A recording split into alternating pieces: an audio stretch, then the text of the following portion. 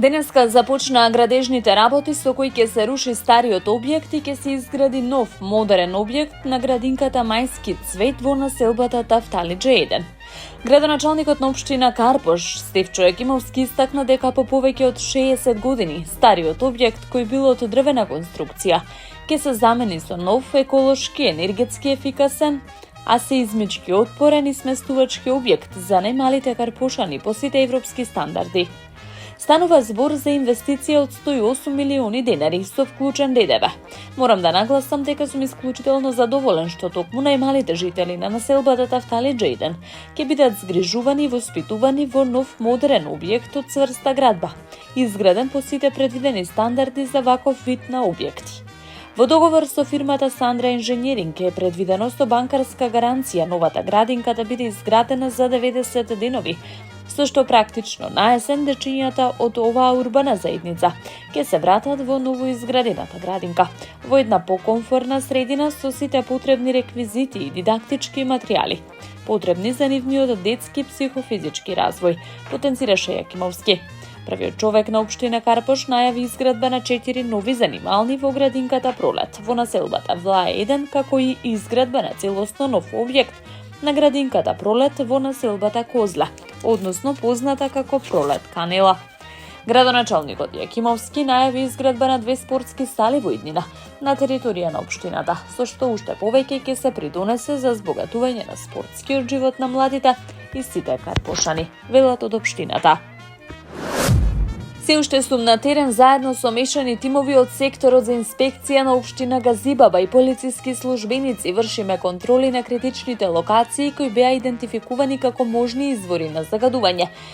Доцна синоќа информираше градоначалникот Бобан Стефковски. По пријави од граѓани извршена е контрола на едно правно лице за кое постојат индиции дека е извор на загадување.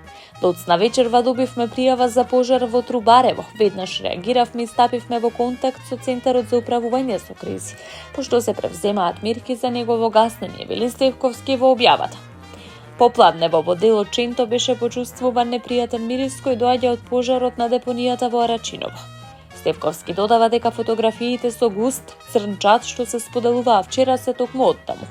Им благодарам на граѓаните за будноста и поддршката. Голема благодарност и до полицијата за професионалната соработка. Ќе бидеме присутни на терен и во текот на ноќта и утре, се додека има потреба. Се работи без компромис кога е во прашање здравието на граѓаните, порача Стефковски во својата објава на социјалните мрежи.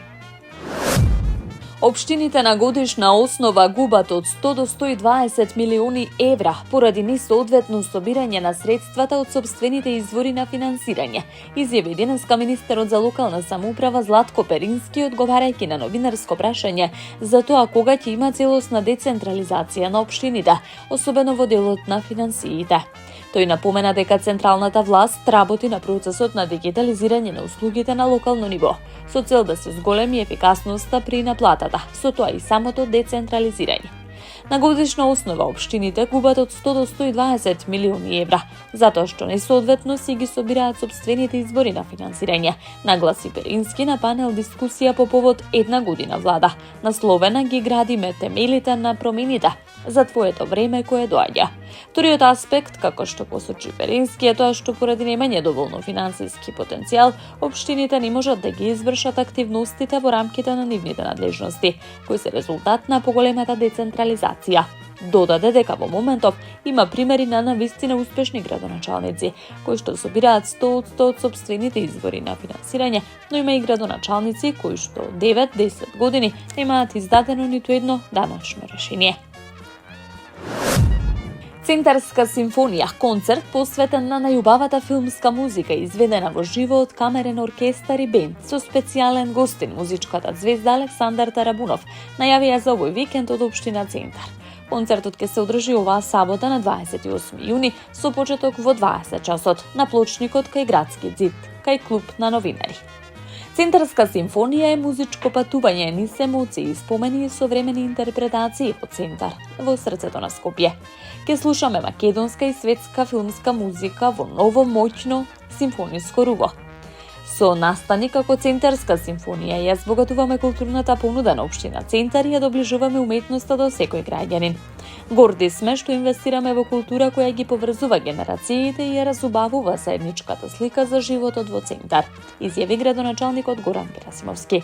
Концертот е бесплатен за граѓаните и е дел од културната програма на општина Центар. Во насока на подигнување на свеста кај младата популација за важноста на превентивните прегледи и грижата за здравјето на жените, општина Карпош во соработка со клиниката Свети Алексеј овозможува бесплатен медицински преглед на дојки за девојки на возраст од 20 до 30 години кои се жителки на оваа скопска општина. Во тој поглед, заинтересираните карпушанки можат да добијат повеќе информации и да го закажат бесплатниот преглед на телефонскиот број 071 243 400. Инаку приватната здравствена установа за гинекологија и акушерство Свети Алексеј, каде ќе се вршат бесплатните прегледи, функционира во рамки на поликлиниката Букурешт. Општината, која воедно и првата локална самоуправа која превзема ваква иницијатива, од буџетот издвоила финансиски средства во висина од 200.000 динари. Станува збор за акција која се реализира како дел од програмата на општина Карпош за еднакви можности меѓу жените и мажите за 2025 година, како проект на активност за превенција и поддршка на женското здравје, информираат од локалната самоуправа на Карпош. Таму е Скопје, град мој љубав лише, што ми расуте сни. Вечно ќе ја